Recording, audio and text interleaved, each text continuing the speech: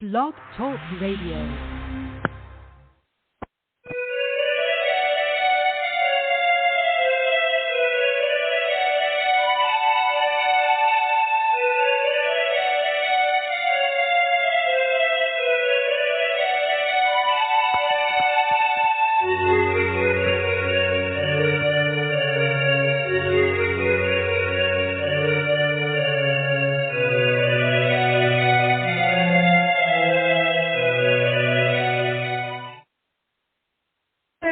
Welcome to Desperate House Witches. My name is Raina Starr. Desperate House Witches is not a GPG or even an R-rated show, so bad language, foul function, dirty talk of any kind might offend you. This may not be the show for you. Desperate House Witches is brought to you by comparably Wicked One, the incredible Dorothy Morrison. Please check out Wicked Witch Studios for all of your witching needs. She has got all of those candles on sale right now. They are phenomenal. And, of course, those amazing coffin boxes. So, once again, check out wickedwitchstudios.com. Today's guest, the amazing Deborah Blake. Hello, my friend. Hello. Long time no talk. Well, it's been a couple months anyway. Right? I know. So how are you this lovely afternoon? It is a lovely afternoon. I am doing quite well, actually, because I have a day job. No one likes that. That's always fun. But you know, the connection's not super. Does it sound okay on your end? It sounds great on my end, but let me make an adjustment here. Hang on. Let me see if I can do something. Oh, well, I've been accused. How's that? Is that better? Yes, I think so. Okay, wonderful. All righty yes. then. Now I can talk to you without going, what did you say? What did you say? I'm sorry about that, kiddo, but I've got to tell you, we are talking today about this amazing book, Llewellyn's Little Book of Witchcraft, which everybody needs to be super excited about. This has to be one of my favorite little books that have ever been put out. Oh, thank you. It's mine too, but I'm a little prejudiced. Well, I'm not, actually, so my opinion counts, too. No, but seriously. It does. It counts more. No, it doesn't count more. Actually, I'm so jealous. I wish I could write, and I can't write. All I do is talk, so that's kind of what I do. Well, see, but I don't talk all that well, so it's a perfect pairing. Oh, you're so cute. And I appreciate that. Thank you. But here's why I love this book. Well, there's a lot of reasons why I love this book. And I have to say, the title of it, Little Book of Witchcraft, is kind of a little bit misleading because the only thing small about the book is the physical size of it, but not the material inside. Yeah, I did try and sort of cover everything that there was to cover, which is, I mean, you know, of the basics, obviously, because you could talk about witchcraft for, I don't know, over a dozen books. I know I have. Yeah.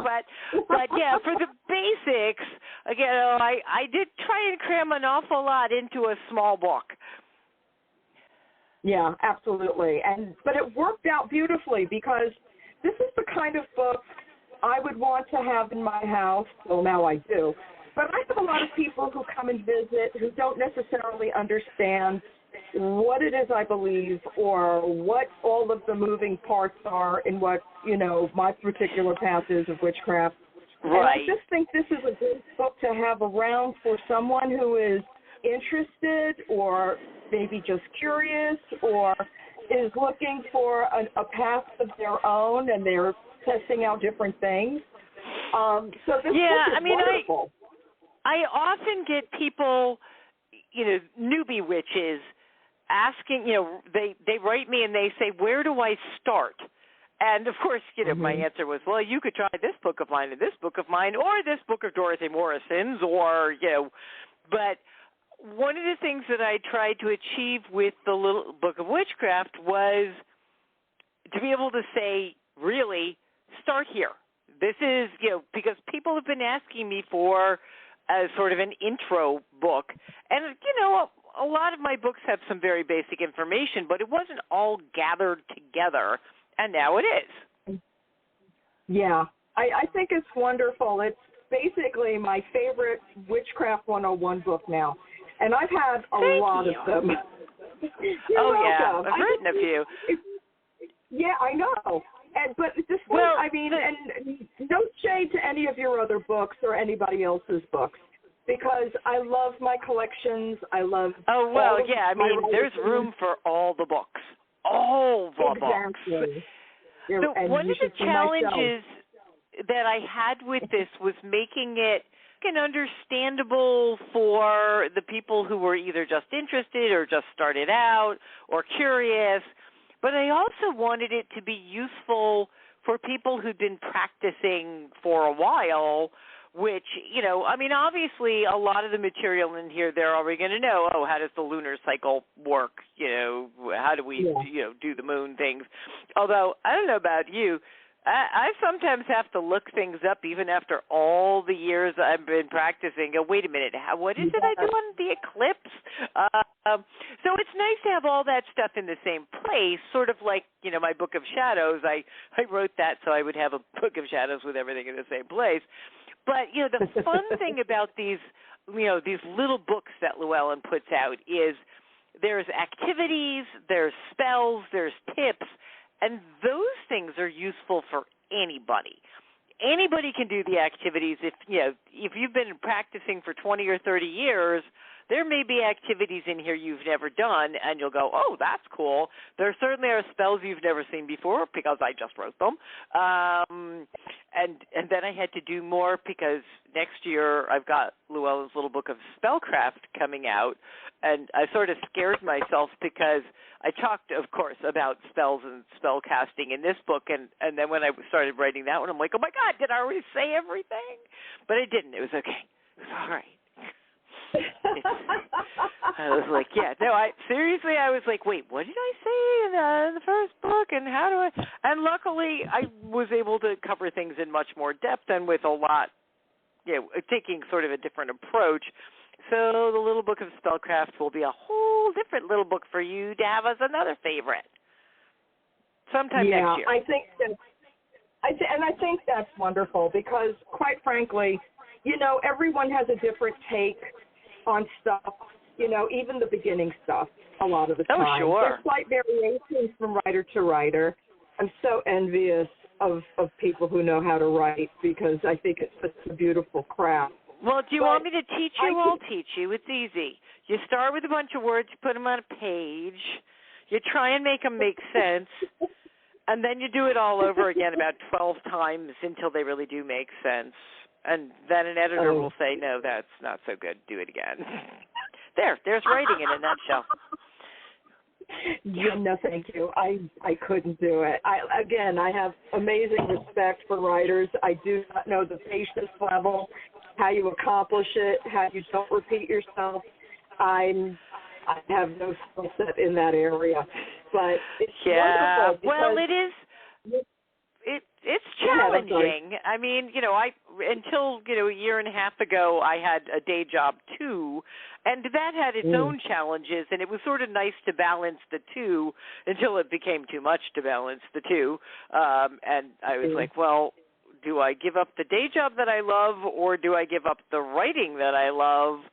And, well, obviously we can tell which way I came down on that one. Because what would you people do if I stopped writing? That would be tragic. That would be tragic. We can't afford to lose any writers. Although I did want to, well, we can't, let me rephrase. We can't afford to lose quality writers. Okay, yes, that's true.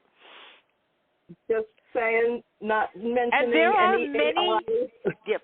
There are many, many quality writers out there. I'm sort of in awe of some of the, up-and-coming newer folks who are writing about topics that I don't know anything about, or that are not my specialty, or that I don't know enough about or specialize in enough to write about them. So that's, that there are a lot of people writing some pretty cool books right now, and if only I had time to read them. But I'm too busy writing mine. I do still read books. I have stacks of books that I've got on my to be read. So many books, absolutely. so little time. Basically, yeah. I mean, I have obviously shelves and shelves and shelves and shelves and shelves. And then, for pleasure, I make my husband build more shelves. And I'm running out of room. Yeah, I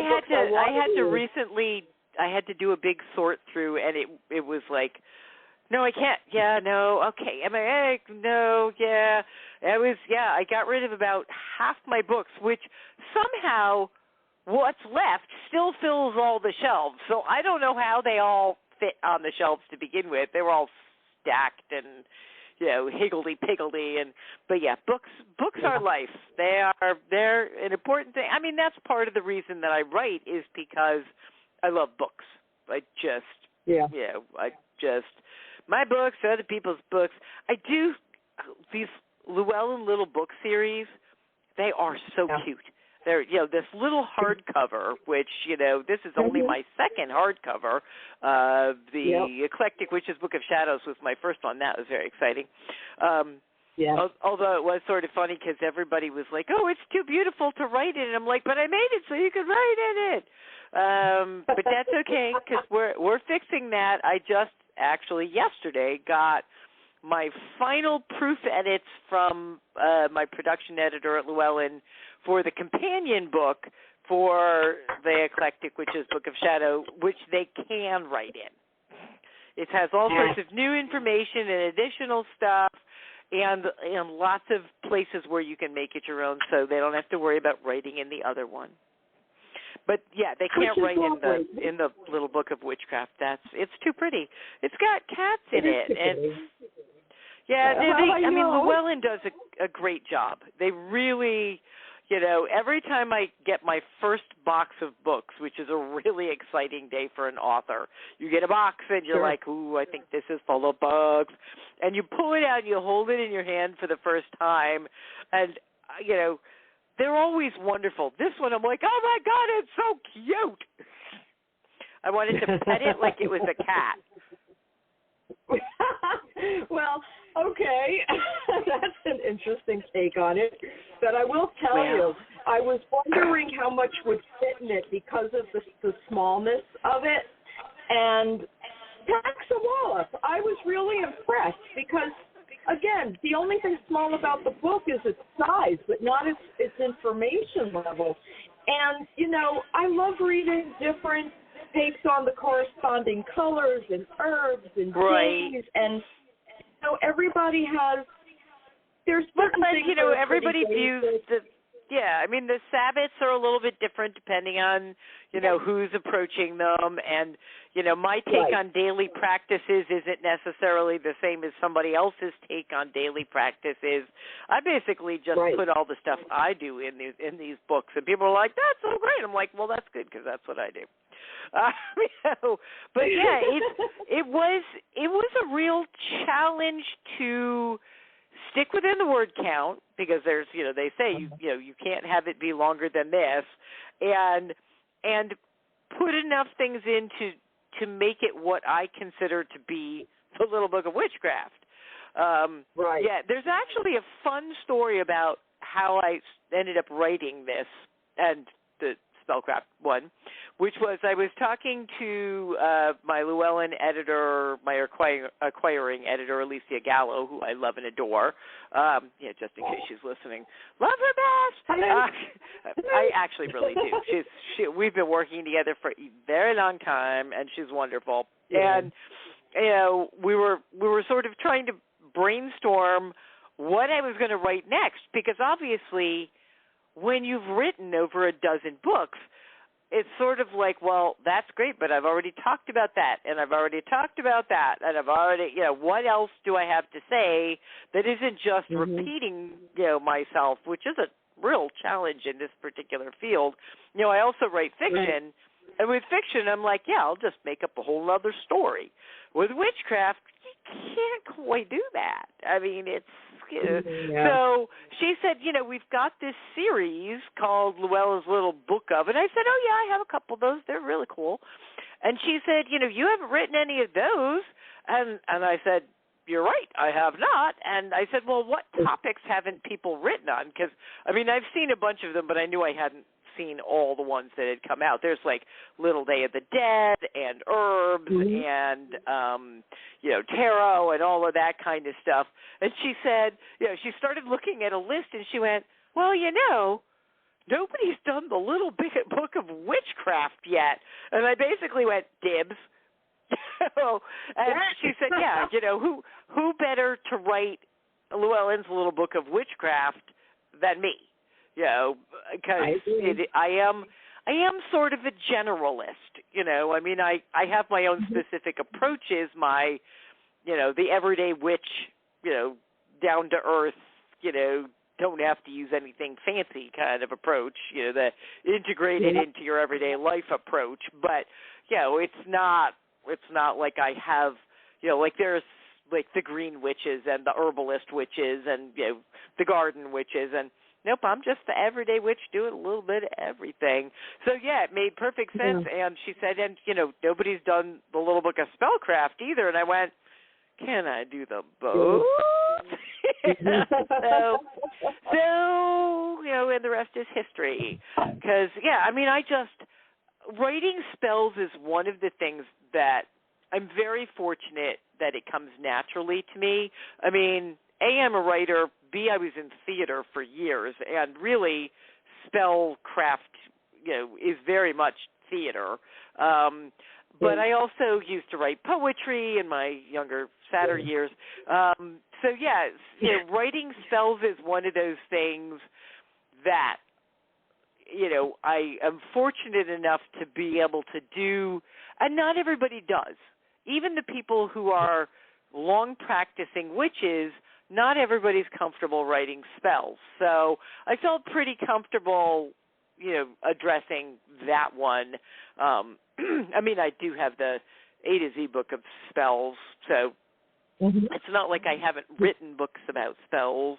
That one has my very favorite spell ever in it, which is the jerk avoidance spell. I love that spell. Everybody needs a jerk avoidance spell. Please explain. Oh, well, it's just with the Everyday Witches A to Z spell book, I tried to do spells that were not the things you found in, like you can always find prosperity spells and you can find, love spells, although I'm very, very iffy on the love spells, because, I do like opening to love spells and things like that. But I wanted to do a book that had spells that were sort of off the beaten path. So, I wrote spells. I wrote a spell for coping with depression, and I wrote spells for like breast health, all sorts of things. And I wrote a spell for jerk avoidance because, if you've ever been to a big gathering of any kind, whether it's, a convention or it's, a big gathering of witches or even just your family reunion, not that my family has any jerks in it at all, just people who occasionally have jerky moments, including me. But so I wrote this spell that you could say when, if you were going to work and there was somebody there that bothered you. And I actually had so much fun with it because it's an homage to Dr. Seuss, who, I grew up with Dr. Seuss books because I'm old. And so would you like to hear the spell? I would. Okay.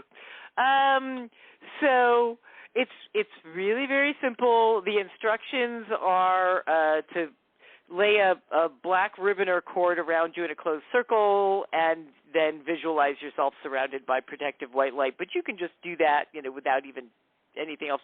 And then to say the spell with enthusiasm. That's the key.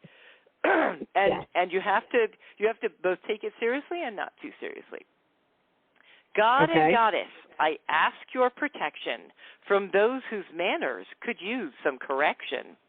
Aid me in staying away from those few who act without thinking and don't have a clue. Keep me safe from the ditzy, the irksome, the fools who can't behave well and won't follow the rules. The clingers, the gabbers who talk without ceasing, the ignorant ones with opinions far-reaching. Protect me from jerks who will ruin my good day with a shield of white light that will keep them away. Love. I know. That's of all the spells I've written, and I've written a lot of spells, that one's my favorite. And, find me one person, especially in this day and age, who doesn't need that spell. Yeah.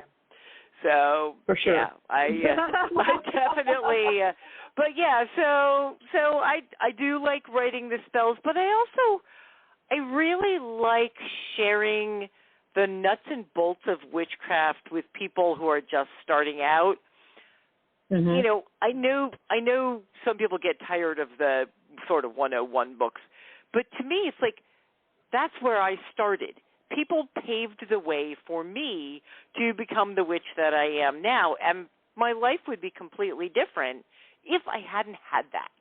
And so I like to sort of pass it along. I like to give the gift that I was given to the next generations, whatever. Yeah. And I think that's wonderful. And quite frankly, I agree with you, because I remember when there was a small handful of books, period. Oh, my goodness. Yeah, I mean, I started out with Scott Cunningham's Solitary Practitioner, Wicca, and they were all Wicca books in the way early days. And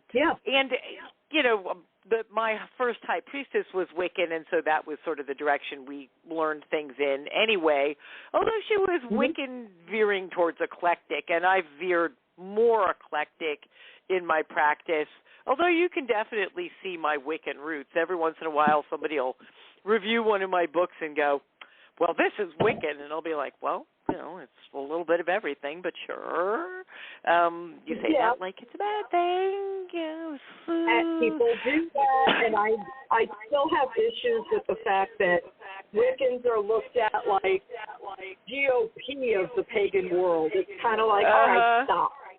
We're the boomers. Yes, we fucking are, because we were here before you. I'm sorry, but that's what we have to learn from them. And we broke down barriers that now other people get to benefit from, which is great. Yeah, I mean, I think there's room for everybody, for every type of practice except the ones that hurt anybody, which I'm not. I'm against it.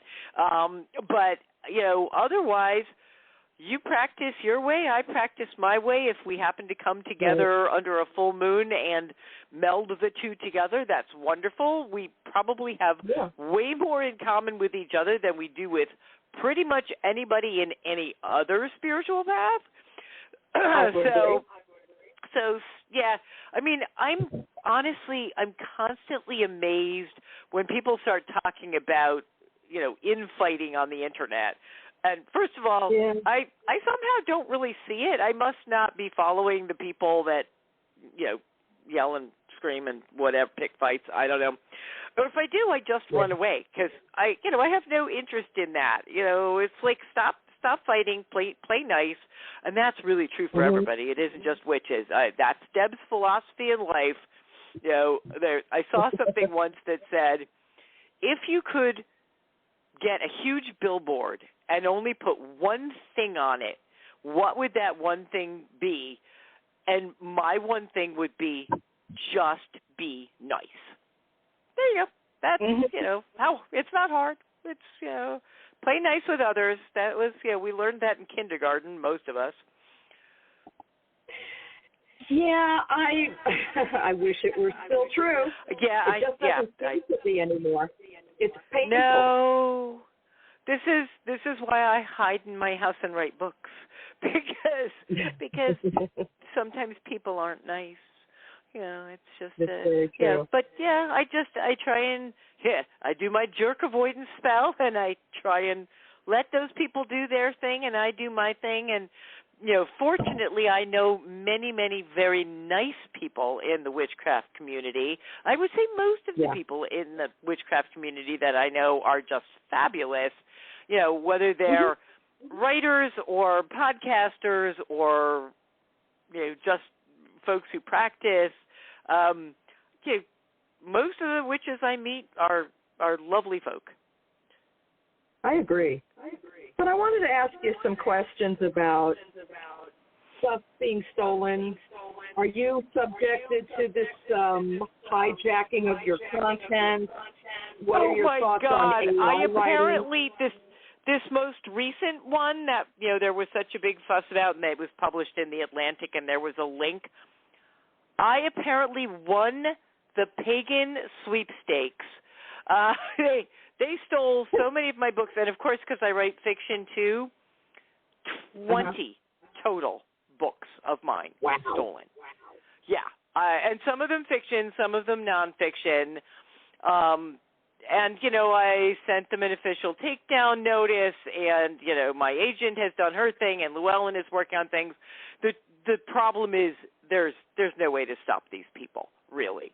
And it's horrible because I work very hard to come up with those words and then to have them stolen. And, of course, my books and my decks are pirated every day. My deck, especially the Everyday Witch Tarot, if you go onto even Amazon or eBay or Etsy or, you know, God forbid these little, like, cheapo, like, Wish or whatever, you will see numerous pirated copies of my tarot deck. There are probably more pirated copies out than actual copies from Llewellyn, and we've sold something like 65,000 copies of that deck.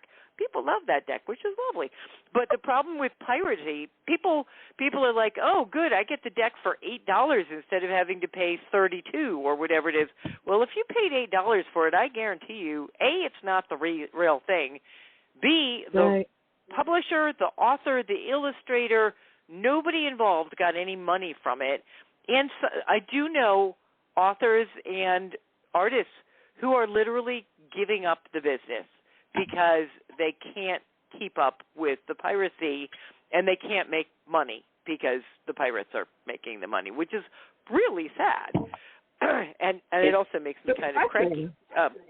It is. Well, yeah, I mean, who wants to be robbed of their livelihood?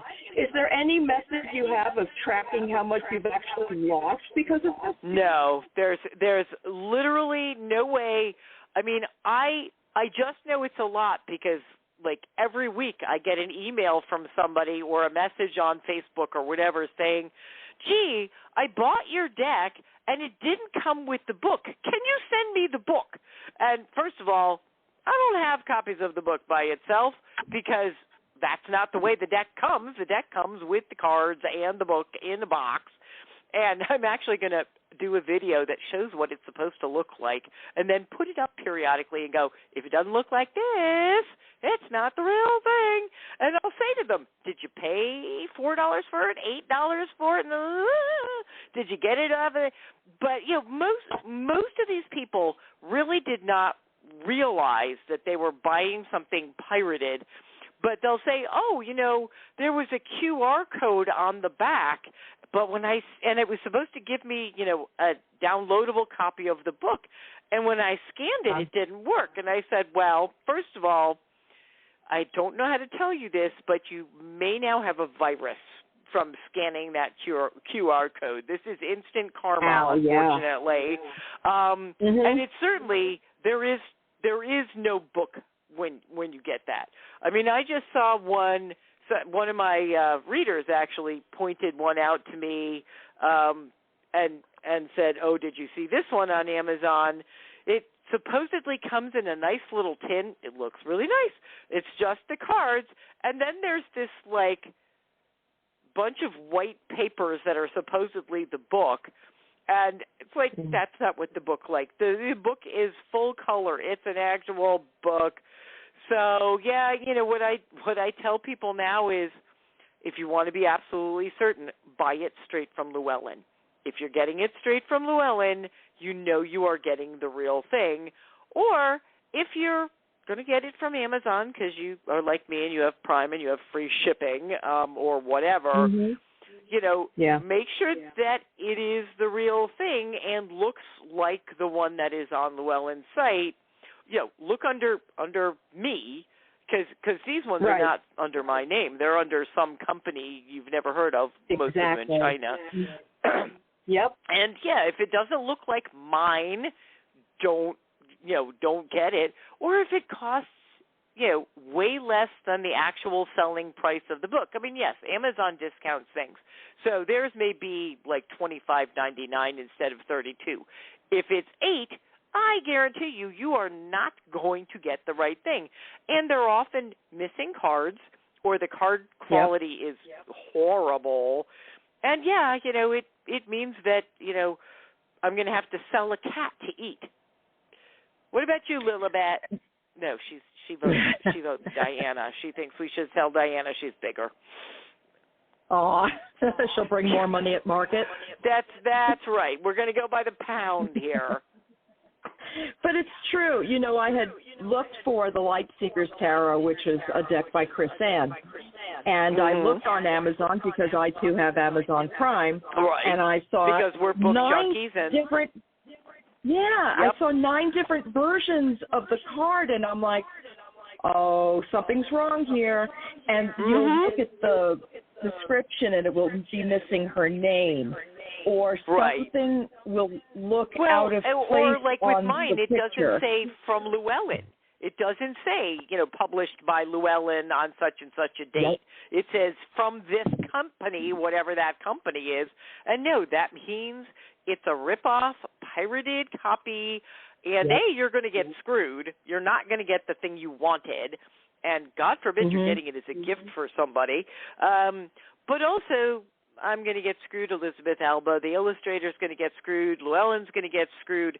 And one of the things that I've found, which is sort of interesting, is that people have this crazy idea that authors get rich and that publishers get rich.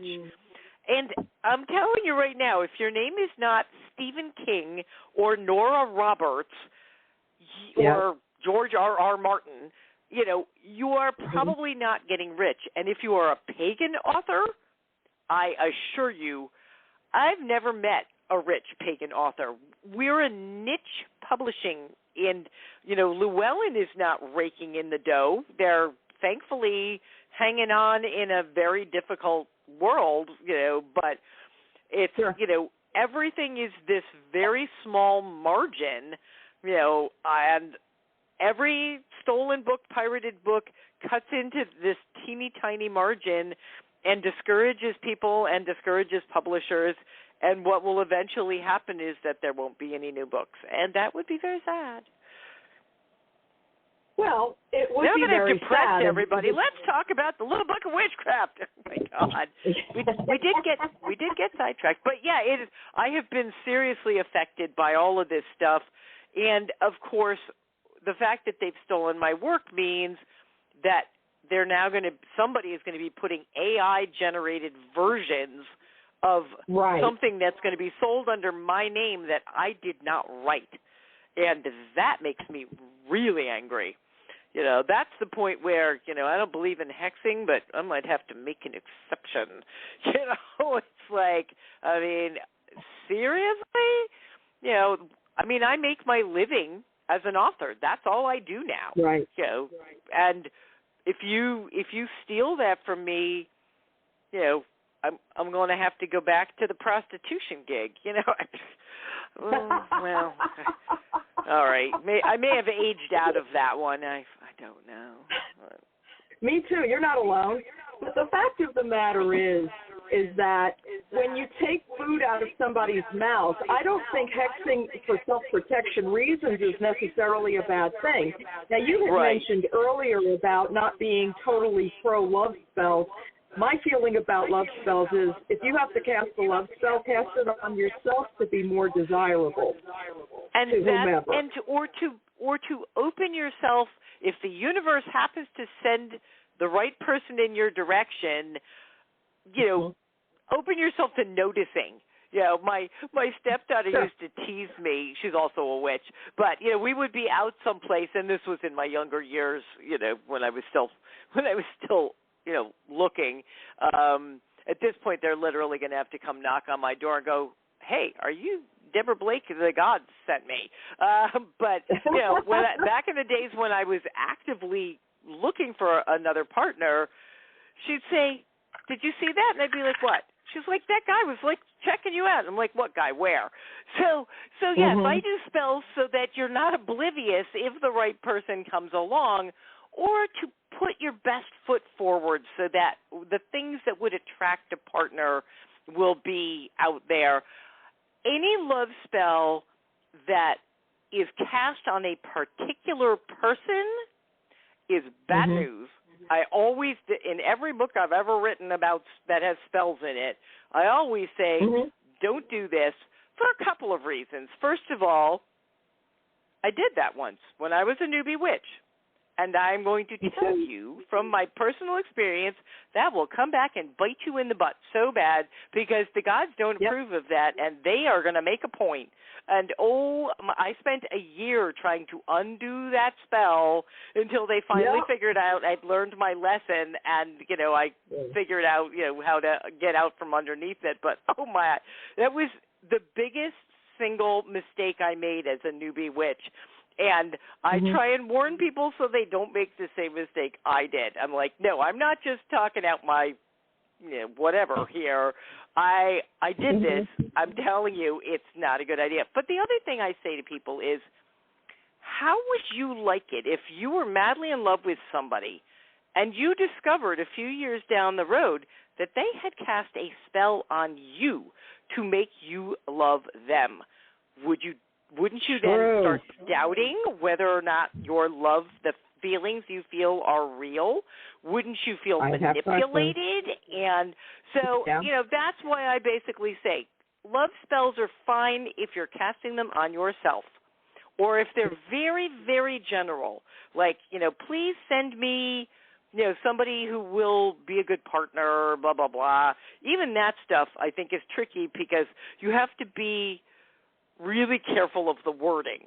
You know, it's, you know, you can say, send me Mr. Right, and some guy whose last name is Wright shows up. I actually dated a guy whose last name was Wright, so I know it can happen. That wasn't witchcraft, that was high school, but still. There was no magic in high school. I get it. None at all. But there are certain spells that I just suggest to people that it is better to avoid because you cannot be sure you are not going to accidentally cause harm to yourself or somebody else, or take away somebody's free will, which I don't believe in. I mean, I don't want anybody to take away my free will. You know, I have the government for that. I don't really need witches to cast spells on me. You're not kidding. I have cats to take away my free will. You know, you wanted to sleep at 2 a.m? Are you sure? Yeah. Oh, I completely understand. But there's something you mentioned that I'm a big fan of, and that is undoing spells. Because I think we leave pockets of magic just hanging out there in the air once we're done with them. But that magic is still out there, isn't it? Well, some of it depends on the spell. Some spells sort of have a built-in, not an auto-destruct, but, you know, like they're only have a certain amount of energy that powers them for a while, and then they sort of run down like a battery, which is fine. I mean, you know, if you do, say, a prosperity spell, you're going to have to renew it. This is actually the time of year when which I'm glad I just reminded myself because I have to do this. Every year in the fall, before the winter comes, because I live in a place where we get winter, upstate New York, I do protection spell on my house. and I do renew it every single year because it needs a little zhuzh after a while. It's not that it would necessarily fail, but it can't hurt to feed some more energy into it because, all of the negative energy from the world and the weather and whatever else, is renewed constantly. So, I think many spells just sort of gradually sort of lose their oomph, which is why we have to keep doing spells. However, yeah, I mean, especially if you have a spell that you have a token or something that, you've cast a spell on a thing. The things tend to keep the spell, and if it's not something like a candle that will burn down and disappear, what do you do if eventually you say, okay, I've gotten what I needed from this. What do I do with what's left? And my suggestion for that, there's a number of things. I mean, first of all, witchcraft is all about intention. So you could literally just take whatever it was or sit with your original spell and say, okay, I let this go. I'm just going to put it out into the universe. You could write some sort of reversal spell, but most of the time I don't think that's needed unless you screw something up.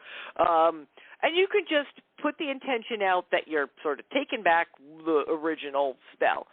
If you've got things, if you have I always use gemstones and herbs and things like that. So if I've made, say, a sachet for something, you can bury it.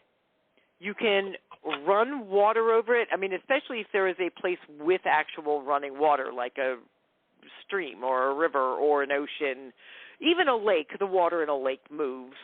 Put it in the running water. That can help sort of wash away the spell. You can put it out in the rain. Okay. Yeah, that's running water. So yeah, I mean there are a number of ways to do that, and I think if you're really worried about it, there's always you can burn the original spell or a copy of the original spell, but it depends on what it was, because if it's something that was for a good thing that, say, prosperity, you don't want to go, well, never mind this spell. If you don't want that particular spell energy, say you did a spell to get the perfect job, and you got it. Well, you don't need the spell anymore. It's just going to dissipate on its own because it did what it was supposed to do. It used up its energy getting you that perfect job. You don't have to do anything, so I think my group has been meeting at my house, Blue Moon Circle, since 2004. We've done a lot of magical work here. My whole house and my whole property is sacred space at this point because it's been, wall-to-wall witches. And yet, you don't walk around seeing little sparks. There's not... you don't walk, you feel great energy. People come in, they're like, oh, the energy of your house is so good. I'm like, yeah, witches. That's a lot of smudging, But, back in the days when that wasn't an issue. It is, I think, it's all about intention. And if you want to add, when you do a spell, if you want to add the intention that it will eventually just dissipate the energy, you can do that when you start to do a spell, too. That's true. That's very true. And you can always ask the gods. Yeah, and you can ask the gods for help. If you feel like there's something lingering that you're not quite managing to get rid of, then just ask for help. I ask for help all the time. And if you don't know who to ask in particular, just say, God and Goddess, could you please help me disperse the energy of this spell? I feel like it needs to not be in the world anymore. And, if you ask nicely enough, they'll probably help you. They're very nice that way. They can be, unless if you haven't messed it up too badly. Like I have done. Well, see, now I've made a lot of mistakes. Lots of Well, you mistakes. heard about mine, and I made some other love spell mistakes, not as egregious as that, but just this was one of the reasons I tell people don't do love spells. They're nearly impossible to get right. It happens to be, I think, the most difficult kind of spell to get right. In part because you're not just affecting yourself. You're affecting at least one other person, depending on who you are, maybe 2 or 3 other people. I don't know. But yeah, it's a tricky one. If you do a prosperity spell that is aimed just at you, then the only person it's going to affect is you, and the worst thing that happens if you screw it up is it probably won't work. 9 times out of 10, if you screw up a spell, the worst thing that happens is nothing. On the other hand, as you know, every once in a while, if you screw it up good enough, then you have to do some groveling and possibly some Band-Aids and, figure out a way to undo what you did and then, redo the thing right, or just go, nope, that's not a good kind of spell for me to cast. I just won't. I mean, I talk a little bit about that kind of thing in the spellcrafting book, that'll be out next year, because I think it's important for people to be mindful, especially when you first start out practicing witchcraft. It's exciting to cast spells. I mean, it's still exciting, I guess, but, I mean, when you first start out, you're like, oh, my goodness, there's this thing that I can do to bring positive change to my life. This is great. And you don't realize that, in fact, spellcasting is the smallest component of witchcraft. For me, at least, how you walk your talk every day, how you manifest your beliefs as a witch, and how you treat other people and how you treat yourself, how you treat the planet, all that stuff, way more witchcrafty than spells. But when you're starting out, the spells are very cool. I mean, they're still cool, but they're a useful tool as opposed to like, oh my God, this is, look, I can do magic. I mean, I don't know about you, but I grew up reading, fairy tales and, mythology, and the idea of being able to do that sort of, it was like having a superpower, and in the beginning, sometimes you get carried away, and if you're not fortunate enough to have a mentor, if you don't have a more experienced witch teaching you, or if you're not reading all of my books to be told don't do that, then you can make some fairly substantial mistakes along the way. The thing is, if you learn from them, we all do it. It's like life in general. If I had to list all of the mistakes that I have made in my life in general, well, let's just say you'd need a much longer podcast. Much longer podcast. The trick is, hopefully you get wiser and you don't make the same mistake more than, say, 3 or 4 times. And, you figure out what works for you and what doesn't work, and then that's what you do. Well, and you even bring it up in the little book of witchcraft, because you do have a section about to spell or not to spell. Right. And I think it's important to bring that up in every book, because just because you've written, and we've got now in the world, let's say we have 1,000 books on, beginning witchcraft. Right. It needs to be read by some, not everyone is reading every book, and that needs to be expressed no matter what. And that's one of the reasons why I tend to put that in numerous books. I have reused it. I rephrase it. I do, various things. But basically, I often talk about when you should be casting spells and when you should, and the first thing that I say is, and this is something that I came up with years ago. I used to teach online classes on witchcraft, and this was a part of them. I would talk about the fact that spell casting is a witch's power tool. It's like, if you have a big job and you can't just do it on your own with a screwdriver, you may need your drill. But some jobs, you only need a screwdriver. Don't start with the drill. Don't start with the chainsaw. Some things, all you have to do is actually put forth an effort. There are lots of things in life that you can just do on your own without having to ever do anything magical because they're under your control. The first thing you do when you, say, are looking for that perfect new job is you put in, your resume places and you polish your skills and you do all of the day-to-day stuff. Then if it's still not happening, then you cast a spell, but you keep doing the day-to-day stuff because you know what they say, the gods help those who help themselves. You can't just cast a spell, sit back, and wait for, things to poof out of the air. I know. But good luck with that. And it's interesting because it's not something that I realized until this very moment, but you're right. When we're younger and first coming of age in witchcraft, the idea of casting a spell is cool and you can make shit happen and, oh, look at that, it is a superpower. But as I've gotten older, to me, spell casting is like the last resort. I cast much fewer spells, many fewer.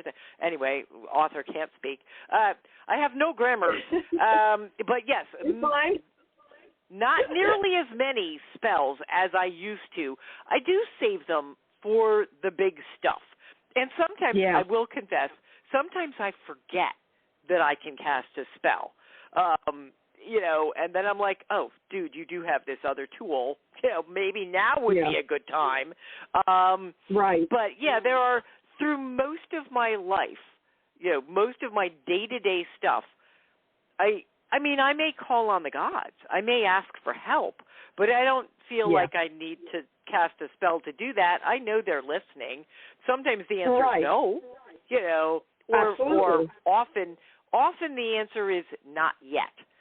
I hate that one. Mm-hmm. Even though you're like, okay, I can deal with that. Not yet is like, but when? But tomorrow? Day after tomorrow? Next year? When? And the gods just are like, I'm not telling you. And I don't think that the universe doesn't always have the same sense of time that human beings do. When I do a lot of tarot readings for people, hence the tarot deck, and people will say, okay, here's the future card. When's that going to happen? And sometimes I actually get sort of probably 3 to 6 months, I'll get an idea. I am a psychic. But sometimes all I can say is sometime. It's coming. Hang in there. It's coming. Mm-hmm. But, the cards are like, the universe says it's coming. They don't give you it's going to be October 17th, 2023 at 5 p.m. Yeah, no, you're not. Very, every once in a while, there's something, there's a hint, there's a clue. Most of the time, not so much. Patience, patience is a big part of witchcraft and, life. It is. Yeah, and both are, and that's, even at 62, which I'm about to turn this week. Congratulations, I'm 63. I beat you there. You slightly beat me there. Not by much, no. We're practically twins. Yeah, pretty much. That's what I have said in my head about you very often. That's my twin. That's my twin right there. But in the few minutes we have left, because I have basically talked your ear off, tell folks how they can get up with you for a reading, and whatever else you've got going on. Well, actually, they can find my website, which is DeborahBlakeAuthor.com. I have no imagination for an author. DeborahBlakeAuthor.com. And honestly, if you put my name into the Googly thing, you will find me. I'm everywhere. But if you go to my website, I have links to everywhere that I am. I also have links to sign up and ask for a tarot reading. And there is a link right now because I am going to be giving my first ever Intro to Tarot class online this month on Friday the 27th at 8 p.m. Eastern Standard Time. And there's a link there to sign up for it. It will be live, but it'll also be recorded. I mean, I have people from countries all over the world who want to do this, and you can't get everybody's time zone. So I'm going to record it, and if you can't make it to the actual thing, then you'll get, the link to the recording. And this is an experiment. I'm going to see how it goes, but people seem to be pretty excited about it. I mean, obviously, we'll talk about my deck, but I'll just be talking in general about things that, will work with any deck, really, any sort of standard Rider-Waite-ish kind of deck. And, Intro to Tarot, October 27th. It should be a lot of fun. And if it goes well, then I might do a more advanced class, So, if they go to DeborahBlakeAuthor.com, they can find links to, my Facebook and my Instagram. I have a Patreon. I have an Etsy shop where I sell signed books and some magical kits and those sorts of fun things, a little bit of my jewelry. So, that's probably the best. I mean, you could just go all over online. That's fine. But that's if you want it organized. And if you're curious about the books, there's links to all the books there, too. So you can say, what is this Everyday Witch A to Z spell book she was talking about? It's there. Yep. Get the books. The books are awesome. Well, thank you. I'll send you your welcome. $10 later. Okay. Oh, my God, you're so funny. But, I mean, the fact is that you are an extraordinarily accomplished writer. It is heartbreaking to me that people rip people off because you are taking, please remember, I know people love a deal, but the fact of the matter is in order to keep pagan businesses alive and pagan authors alive, we have to support them and we have to know that we're buying genuine products and books. So please, just be mindful. If something looks too cheap to be good, it's probably not. I mean, that's, my mother always said, if it looks too good to be true, it's probably not. If something is a quarter of its normal price and it isn't being, sold on sale by the author themselves, then it almost certainly is pirated. And let's face it, of all the people on the planet who should not be buying stolen merchandise, witches who understand karma and the law of return, way up there on that list. So don't do it. Yeah. And if you figured out that you accidentally did, report the person that you bought it from, because that helps. Yeah. Because we can't possibly keep up. And then go buy the real thing from the real author and, say, whoops, and, make it better. Yeah. And by all means, feel free to buy my books. I have cats to feed. She has mouths to feed. It's important. Mouths to feed. Deborah, Five. You are Five so mouths. Amazing. 5 mouths. That's a lot of mouths. Yeah, and that's not counting mine. I'm like last on the food chain around here. Well, thank you for having me back again. I always love chatting with you. We have so much fun. Please come back for your next one. Okay, I will do that. Well, actually, my next one is the re-release of Circle, Coven, and Grove, which is being put out by Crosstrow Books next month. So I might have to come back for the one after that because I don't know if you have enough time for me to come back for that one. Okay. Well, we will discuss. You will give me dates, and we will figure this out, my friend. I will give you. I've got like 4 things coming out in the next year, so I will give you all the dates, and then you can plan. You can come up with a game plan. I will. I will be looking for those dates because I do need a game plan because I do want to celebrate everything you do, my dear friend. Oh, thank you so much. You're the best. Hey, everybody, get the book, Llewellyn's Little Book of Witchcraft. It is such a great book to have in your library. again, it's a great gift. It's great to just have on hand for folks who are interested. I have to be honest, for me, it's a quick little reference when I forget shit, because I'm starting to forget. We're at that phase of my life where I'm forgetting shit. Yeah, who was I talking to again? I have to look up things an embarrassing amount that, stuff I've been doing for years, and I'll be like, wait, which association is with which stone do I do that with again? So I'm with you there. Well, I appreciate you again, Deborah. Thank you, and we will talk again soon. We absolutely will. You have a great rest of your day. Thank you. All right, everybody, that's it for this week.